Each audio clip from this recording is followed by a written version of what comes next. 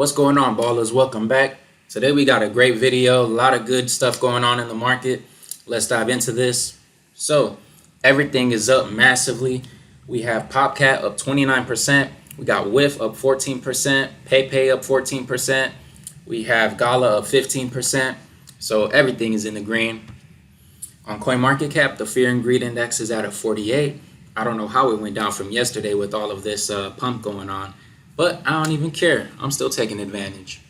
Bitcoin at $63,662, up 5% from yesterday. It was at 60K, so you guys already know people are just buying up like crazy. Ethereum also up 5% at $2,754. So it's doing its thing. Solana at $151, up 5%. Some big news. Crypto-friendly RFK Jr. drops White House hunt, will lend Kennedy name to Trump. So they're going to be on the same team now. Crypto cash pouring into campaigns is spread around regardless of party, because you got to understand one thing. If one party doesn't embrace crypto, everybody and all the money is going to be pouring into the other party. Now, they don't want to miss out on the votes. And what's one thing that candidates want? They want money. So you have to realize one thing, that America, if they don't embrace crypto like these other countries, as the dollar goes down in value, America's going to become pretty much irrelevant. These countries are de-dollarizing and at a very fast rate.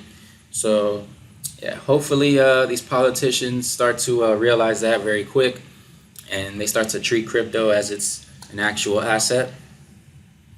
SEC lawsuit against Kraken to proceed. Now, this is going to go on. Like I always say, let's rip the Band-Aid off, get all of this bad news out. And I think that Ripple, they might proceed with that as well. But we're going to have to stay tuned with that. Here's why Bitcoin and the crypto market rallied after Fed chair's speech.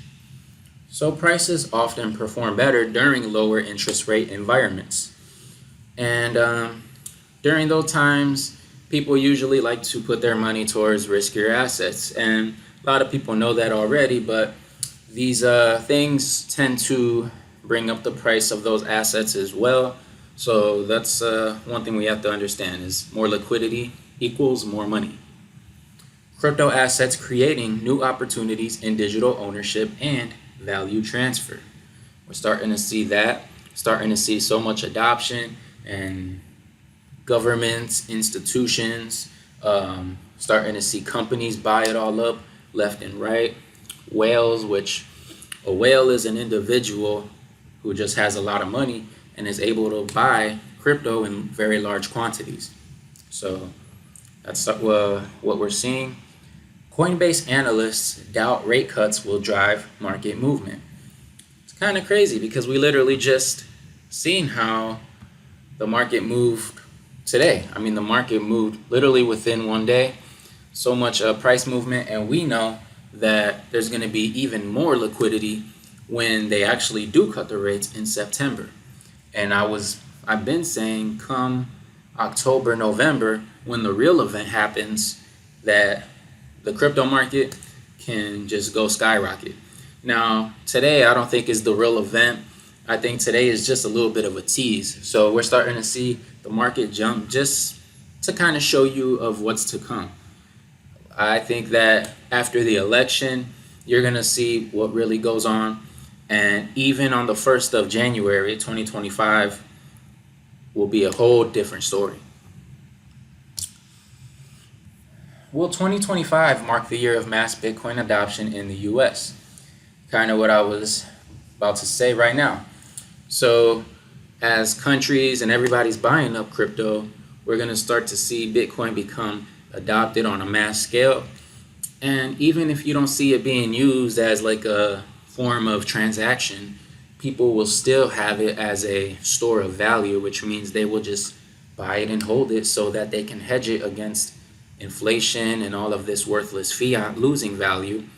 And they'll just literally hold it for as long as possible so that their net worth will continue to skyrocket. And that's what we will see with Bitcoin adoption That's why people are seeing these exchanges run out of Bitcoin and other assets as well, because last week I showed you how Ethereum has like less than 10% on the exchanges. So just keep an eye out on that. Wyoming is pushing crypto payments and trying to beat the Fed to a digital dollar. So we know that there's countries out there who already have a CBDC, and Wyoming is pushing for crypto payments, trying to beat the Fed, because once the Fed releases a digital dollar, that digital dollar will be completely worthless, and they're going to control the value of it, obviously, because they can just type numbers on a screen and say, all right, well, this is how many digital dollars are in existence, right? Just like they currently print how many paper dollars exist.